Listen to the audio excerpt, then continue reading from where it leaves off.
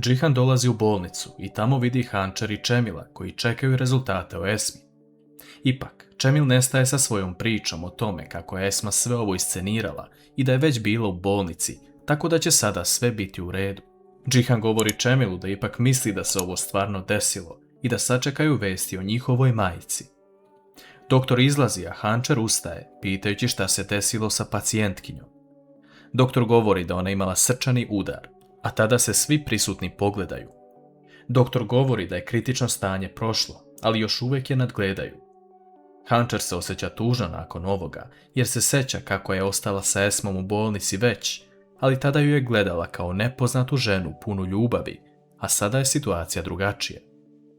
Džihan predlaže da oni urade proceduru prijema u bolnicu, jer ipak to im je majka. U međuvremenu, Derya dolazi da bude danas dadilja Efehanu. Ona se posebno oblači i dolazi u vilu, te kreće na sprat. Međutim, Efehan ne prestaje da plače, a Derya gleda kakav je pogled iz Hančerine sobe. Derya kasnije uzima Efehan u naručje, ali on ne prestaje sa plačom. Gulsum se pojavljuje govoreći kakve probleme ona ima zato što je saznala da Sinem i Mukader rade protiv Metina, ali to Deryu ne zanima, te daje Efehana Gulsum, dok ona odlazi da popije kafu u dnevni boravak. Čemil govori Hančer i Džihanu da njih dvoje mogu ići kući i brinuti se za Efehana, a on će pronaći broj od njihove polusestre kako bi joj javili da joj je majka u bolnici. Džihan i Hančer odlučuju da odu pored plaže i tamo pričaju o svemu. Džihan u jednom trenutku pita da li je Hančer razmišljala o svojoj sestri, a ona govori da jeste, pogotovo zbog Efehana. Ona bi voljela da Efehan upozna svoju tetku, jer je to poseban odnos.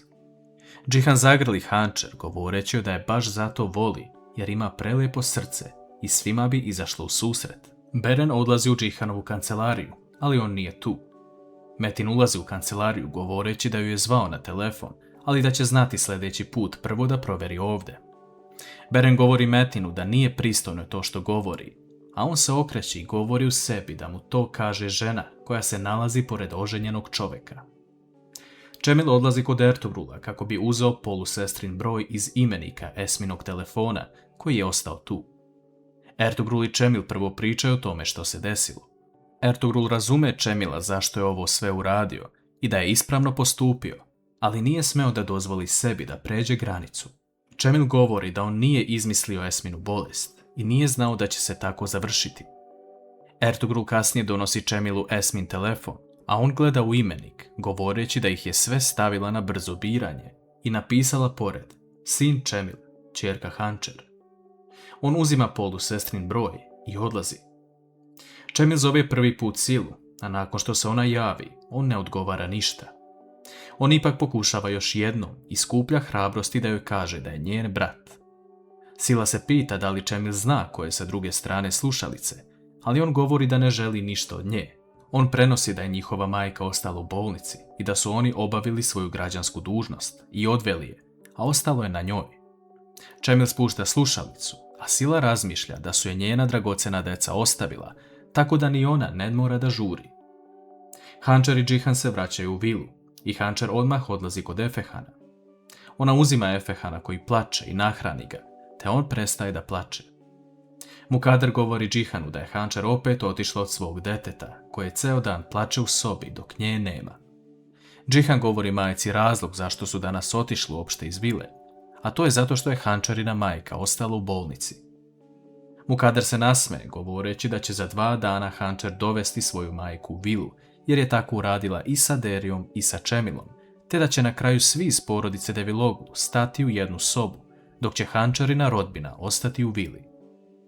Džihan se okreće i kreće da razmišlja kako da izađe na put sa celim ovim dešavanjem.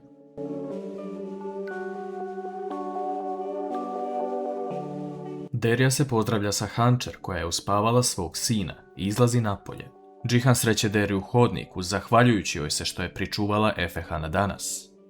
Derya silazi u dnevni boravak, a Mukader joj govori da je Hančerina majka imala problema sa srcem. Derya se šokira kada to čuje, govoreći da i ona to tek saznaje, te odlazi u kuću. Džihan prilazi Hančer u sobi, a ona ga pita šta je Mukader rekla za današnju situaciju.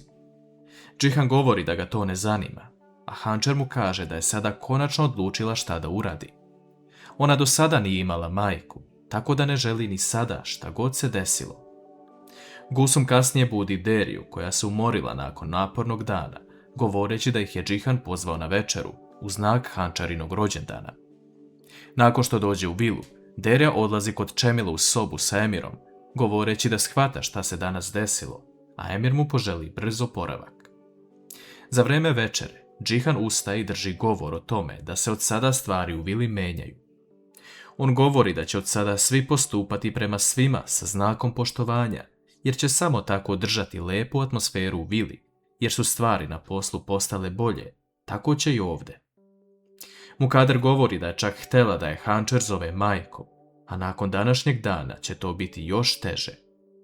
Hančer odgovara Mukader da čak i kada je upoznala svoju majku, nije mogla da je zove tako, a Mukader tada zove Gusum i Olgu da donesu tortu i poklon.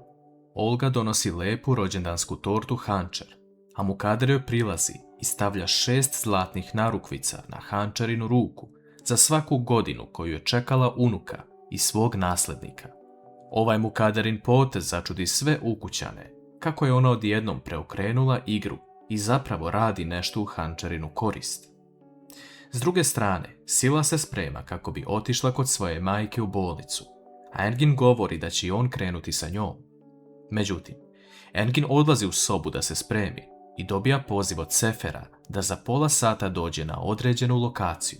Engin govori Sili da je zaboravio da mora da pripremi jedan dosije i da ne može ići sa njom. Ona prvo izlazi iz kuće, ali sačeka jer sumnja da će Engin otići negde, što on i uradi. Engin uzima automobil, odlazi negde velikom brzinom, a Sila kreće u bolnicu. U vili svi jedu tortu i donose poklone Hančer za rođendan. Mine slika sve ukućane, a Metin i Sinem nisu kupili poklon. Metin pita Sinem da li su ovako slavili njen rođendan, a ono govori da će od sada slaviti Metinov povratak. Ovdje vidimo smiješnu scenu gdje svi ukućani donose nešto značajno za Hančer, pa čak Čemil daje poklon od njega i Emira. Derija donosi jedan lepo upakovan poklon, ali nakon što ga Hančer otvori, ona vidi sirće i svi krenu da se smeju, sem Hančer koju ovo podsjeti na njenu baku, koja je jednom mesečno brisala kuću sa sirćetom. Zabava je gotova i svi odlaze u svoje sobe. Čemil odlazi u Hančerinu sobu, govoreći da obavestio Esminu drugu ćerku da joj je majka u bolnici, ali ta devojka je zvučala hladno i kao da ništa ne osjeti. On zamoli Hančer da ne krene da traži svoju sestru, jer su oni završili sa ovom pričom. Nakon što Čemil ode, Hančer razmišlja o Esmi, jer joj je ipak majka, te odlučuje da uzme pisma koja joj je pisala. Hančer krene da čita pisma, ali se zaustavlja i baca sve u kantu.